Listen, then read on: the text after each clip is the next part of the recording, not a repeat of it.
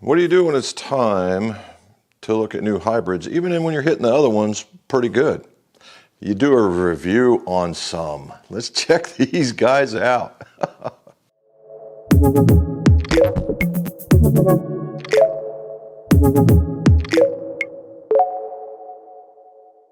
Welcome back to the McGolf Fitting Room. Jim McCleary, and today we're going to take a look at two different hybrids.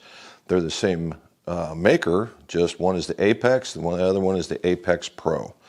Now, before we get started, if you would, like, subscribe, and that way you get more of these videos when they drop. And we've been doing this on my live stream, and if you haven't seen the live stream, we do them every Monday at 17:30 Eastern Time. If you're club makers out there, if you're looking for an apron, they have a Made in the USA apron, of course, with my logo on it, and they come in two different sizes. So we'll call it a large and then an extra, extra large. So you should be good to go. So far, I've put these through the washing a couple times. They've gotten soft without tearing up, so life is good. Drop us an email and we'll tell you everything you need to know about them. All right, on to the hybrids. So I've been carrying around the first generation Epic hybrids, and they've had the original recoil shafts in them, 21, 23, and an 18.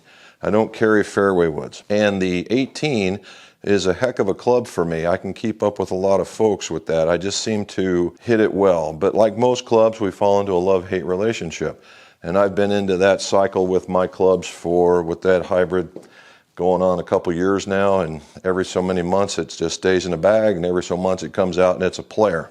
And I've always said that I would, if there was ever a time that I could beat those hybrids, because they are pretty good and I don't go through them very often, to the point that the clubs that were in there before were at least 4 or 5, 6 years old before that, and again before that. So, of course, it means I'm kind of a hybrid snob. And it's like a lot of things in golf, right? The technology doesn't catch up, or it does, they might put out something new, but it may not be new for you or good for you.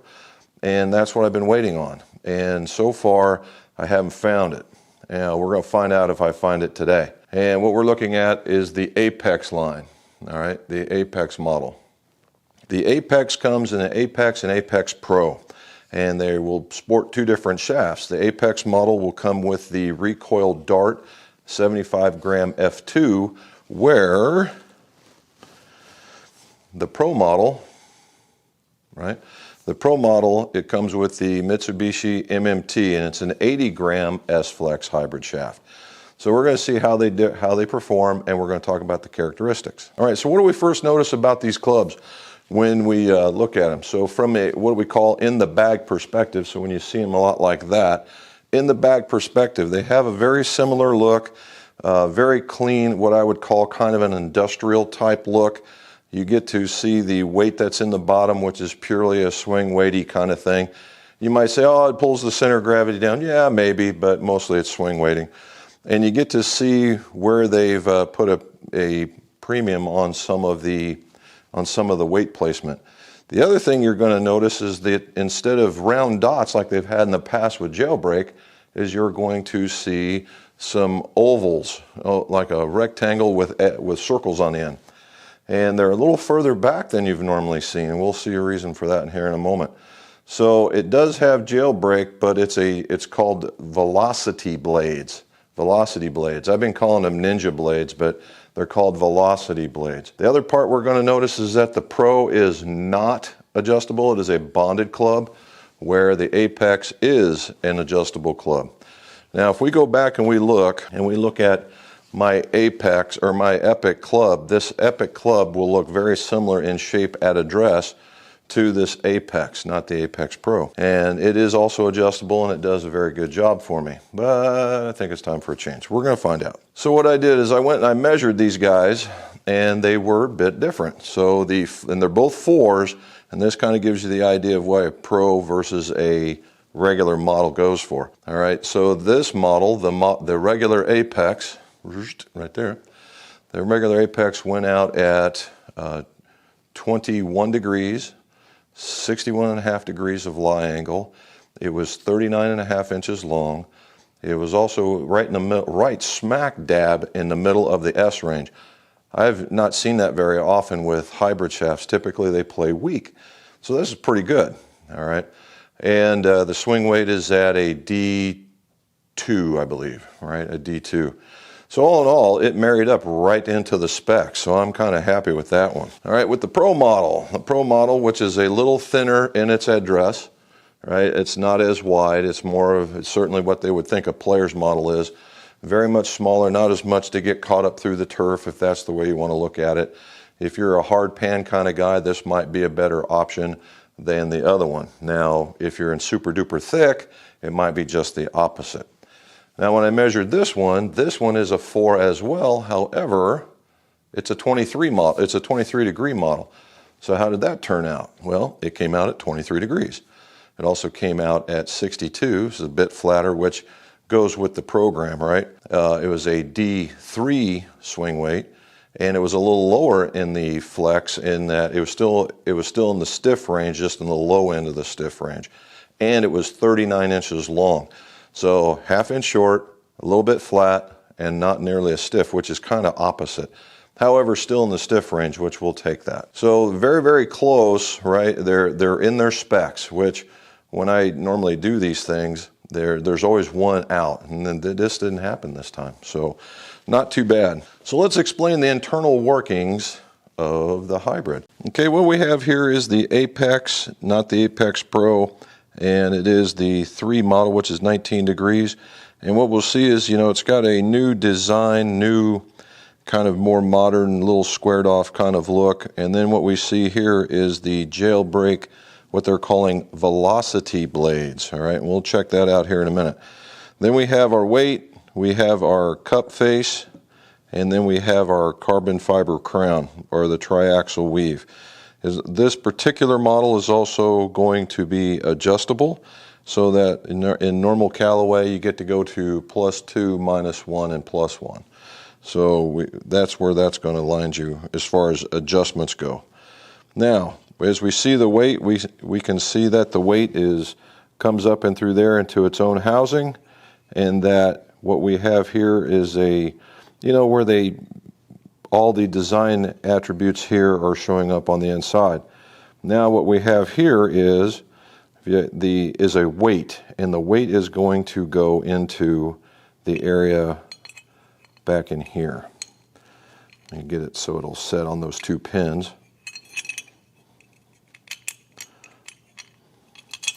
There we go. And it sits in there like that. And what is that? Why does that do that? Well, that's to prevent you, 2 things. Prevent you from turning over the club too much, because the club is kind of light, and that's what adds a lot of weight. It also pulls back the center of gravity so that you get a higher launching condition. Again, much like what we see in a lot of the irons, is that the center of gravity gets lower and you pull it back, you get a higher launch condition. And for a 19 degree, that's important. Then what you do is you have the AI face, and it doesn't look very, you know, very obtrusive, but as you can see, there's a ridge that's all the way around the face with little, we'll call them not ridges, but basically mounds, in order to give you the best possible forgiveness. Now, it's called the Flash Face SS21, and what it is, it's also a cup face, and if you see the edges that are sticking out here and all the way around, and that's what sticks on here and then allows the face to be more forgiving, as opposed to a face that is inserted into the skeleton of the body. Now, back to the Jailbreak. Now, Jailbreak, as you've been seen in the past, has been 2 rods that are basically straight up and down about that far apart. Now what they've done here is, as you can see, they've angled them and they've turned them into what they call blades. I think we've been calling them ninja blades here as of late, but if you look from the back side, if you can see that one, it's a little thinner. There we go. It's a little thinner going this way, and as it's wide there. And they're giving you a little bit more structural support to keep the top and the bottom together, and it's still giving you the Jailbreak. Now the other part is that you see the ridge that it is sitting on, which is right along here, is set back a little bit further from the face, which is a little bit different than it has been in the past, and that's going to be a little bit and In order to be able to gather the cup face in, they had to set it back. The last bit is the carbon crown, or the triaxle weave. And this is a little bit bigger, but it sits right on top of there, in there, and then what it does is it sets into this, about like that, and then it folds over in order to get to the rest of the club. And that's what's going on basically in both, just the other one has a different shape. So that's what you're looking at. The apex a little wider, a little stronger, a little longer. Where the Pro model is a little thinner, a little weaker, a little flatter, but they both have the same kind of shafts in them. I like the Dart, I like the MMT. Both have been doing a very good job in all the testing we've done so far, but now we need to go find out.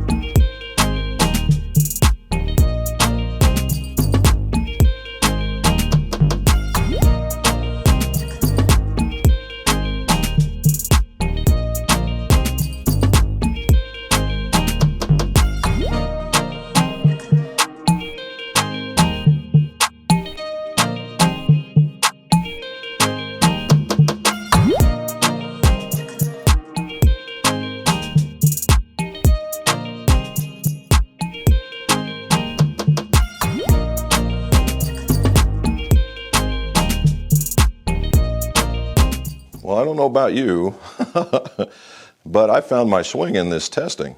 If we look at the overall between the two, they're virtually identical. There's 1 yard difference between them, and that is because of the spin rate. The spin rate for the Apex Pro 4 was a little bit lower, so it ran out just that little bit.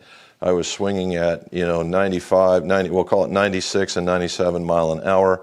That might have been good for another yard or two. However, as we're seeing with the spin rates that are included, that I'm pretty much right there. A 139 smash factor versus a 137 smash factor. That's okay, but as you can see, if we go to the individual shots, as I got to swing them more, and I hit 15 shots apiece using various golf balls so that we got different performances. As I started out, and we got down to the bottom, you can see that the swing speeds got faster and the quality of hits got better.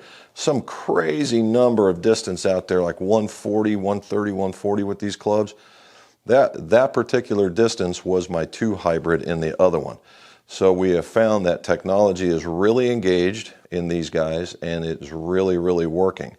Now, what was truly the difference? Well, let's go take a look at where they landed. Now, if you look at where they landed, the Apex, the regular Apex, which I believe may sit just a touch closed at address, you'll see that I'm hunting the middle of the fairway, and my misses are more to my inside. Okay, keep in mind lefty hitting. And where the Apex Pro hit, hunting the middle again, but my misses were to my outside.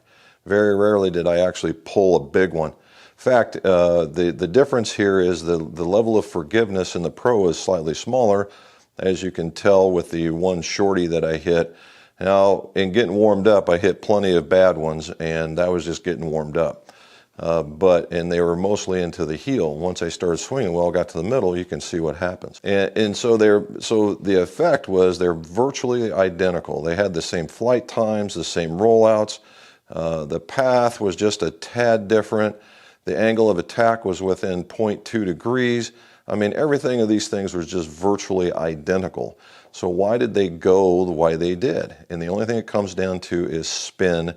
And I can say that the shaft, if we go to the shaft accelerations, that the one shaft was working a little bit better than the other, and that's the only thing I can come up with.